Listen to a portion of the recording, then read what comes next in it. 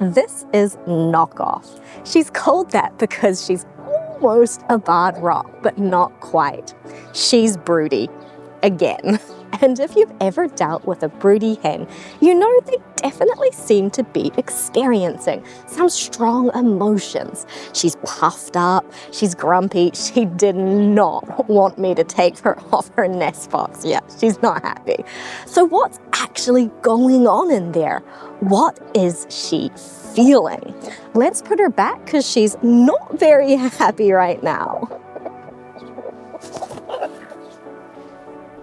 I think how we understand chicken emotions can have a pretty big impact on how well we actually take care of them.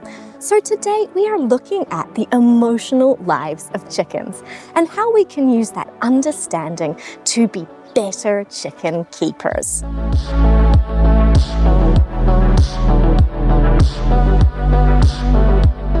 So let's start with what we know from the research.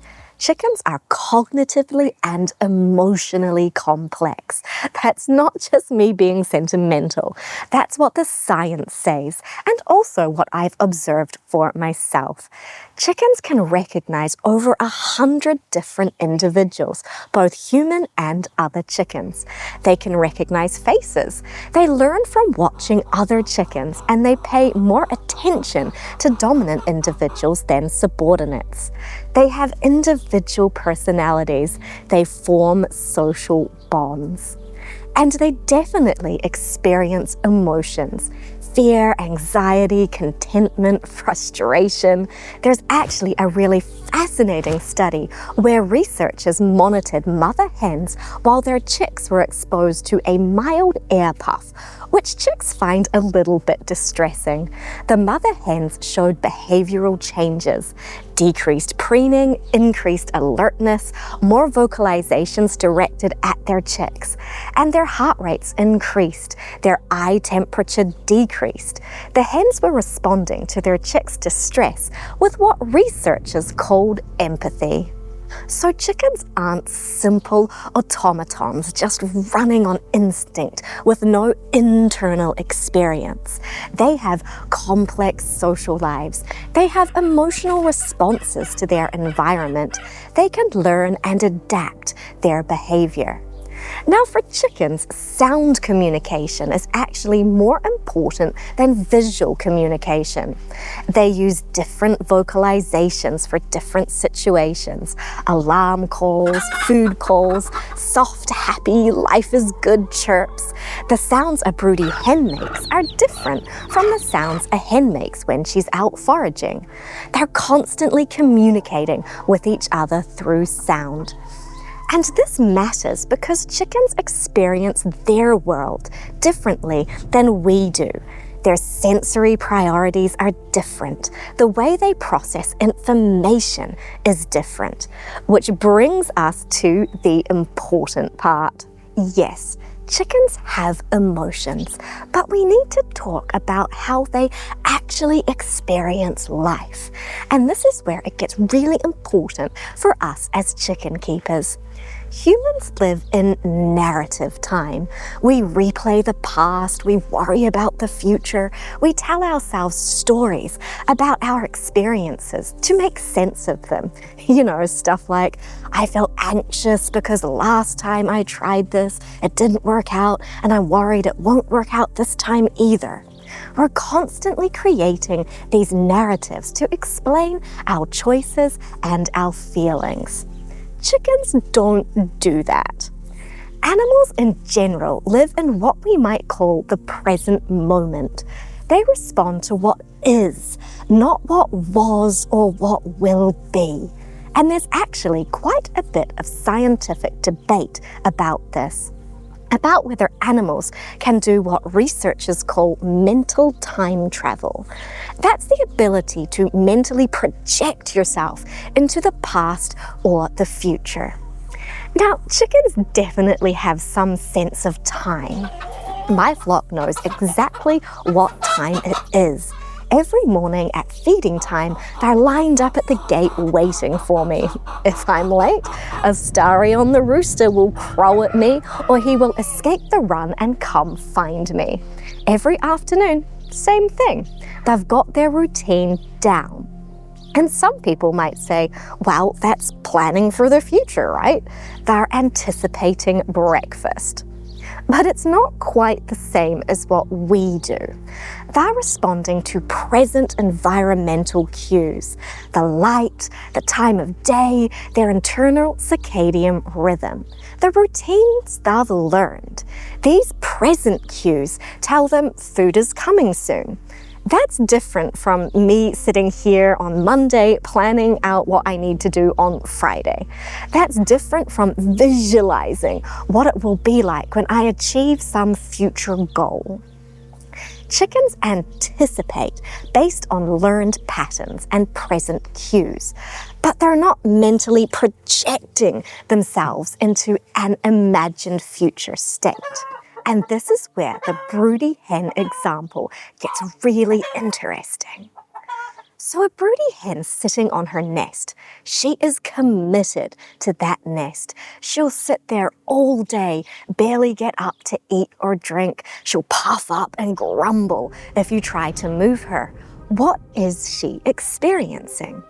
Well, she's not sitting there dreaming about her future chicks. She's not thinking, if I sit here for 21 days, I'll have babies.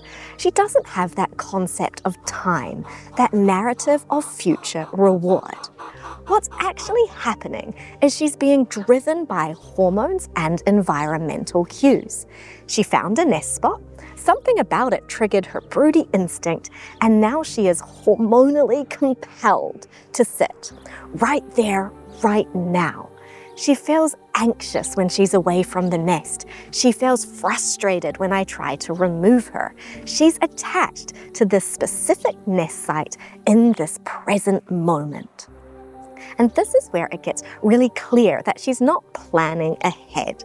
Because if she was mentally time traveling, if she had some concept of 21 days and then chicks, she would give up after 21 days or thereabouts when nothing hatched, right?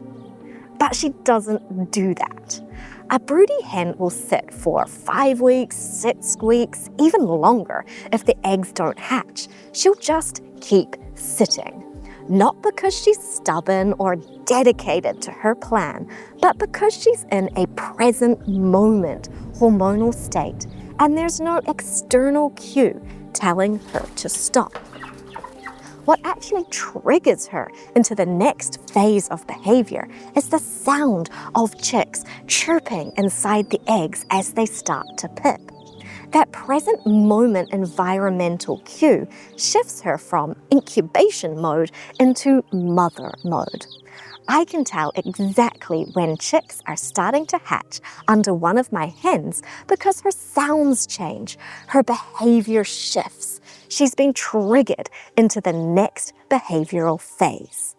She's not reasoning through the stages. She's moving through instinct-driven responses to present stimuli. Emotion is absolutely driving her behavior.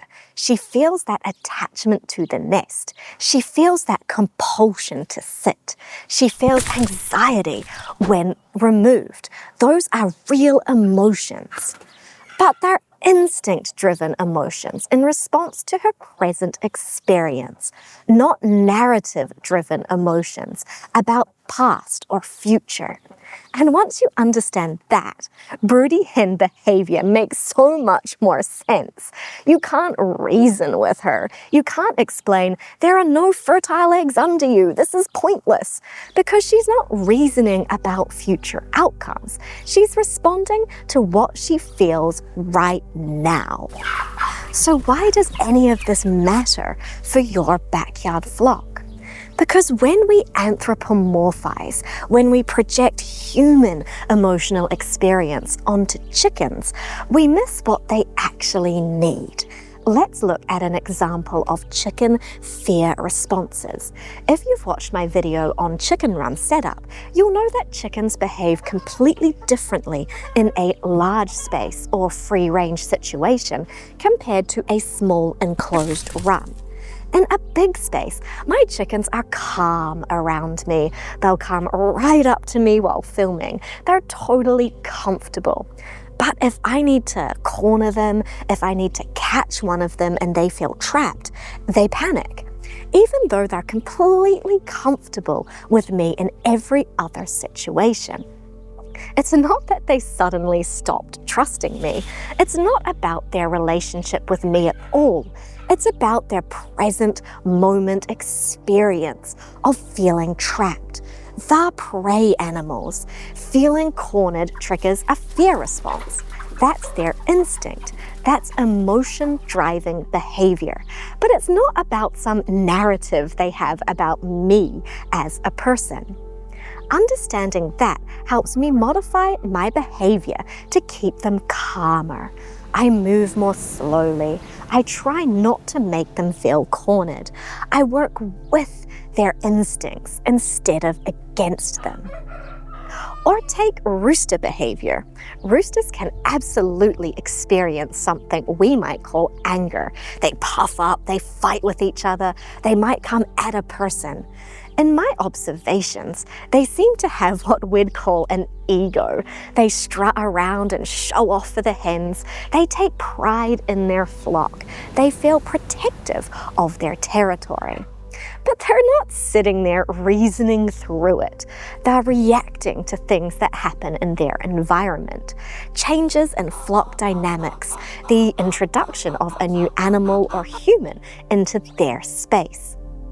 And if you understand that, you can work with roosters more effectively. You're not trying to convince him you're not a threat. You're managing the environmental cues and your own behavior to reduce the instinctive triggers. Or think about a big empty run. You might look at that and think, well, they've got plenty of space. They should be fine. But chickens in a bare run with no cover, no furniture, nothing to do, they're going to experience real negative emotions. Fear, because there's nowhere to hide if they feel threatened. Boredom, because there's nothing to engage with, nothing to forage through, nothing to explore. Frustration from that boredom. And those emotions drive behavior. Feather pecking, bullying each other, all those problematic behaviors we see in flocks often come from chickens experiencing negative emotions because their environment doesn't allow them to engage in their natural behaviors. But they're not thinking, I'm bored, so I've decided to be mean to that hen over there. It's not a conscious choice based on some narrative. It's emotion-driving, instinct-driven behavior in response to an inadequate environment. They feel frustrated or anxious or understimulated, and that comes out as problematic behavior. When you understand that, the solution becomes obvious. You don't try to reason with them or punish the behavior. You change the environment. You add cover, you add things to do. You give them ways to express their natural behaviors. You respond to the actual emotional need, not the behavior you're seeing on the surface. The social bonds chickens form are real. Hens that hatch together will often stay close throughout their lives. They'll hang out together. They prefer each other's company. If one gets sick, the other will stay with her. That bond is real. But it's not the same as a human friendship with all the narrative complexity we bring to our relationships. It's a present moment experience of comfort and familiarity and preference for proximity to this particular individual. When we understand what chickens are actually experiencing, we can respond to their actual needs instead of the needs we imagine they have based on how we would feel in that situation.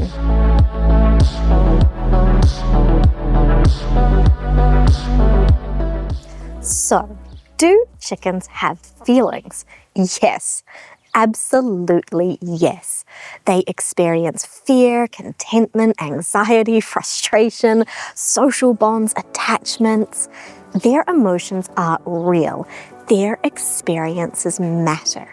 But they're not tiny, feathered people. They don't create stories about their experiences. They don't mentally time travel. They don't reason through their emotional responses the way we do. And I'm not saying this to diminish them. I'm saying this because caring about your chickens means caring about them as chickens, understanding what they actually experience, responding to what they actually need. You observe their behavior, you learn to read their present moment emotional states, and you create an environment that works with their instincts instead of against them. That's what good chicken keeping looks like.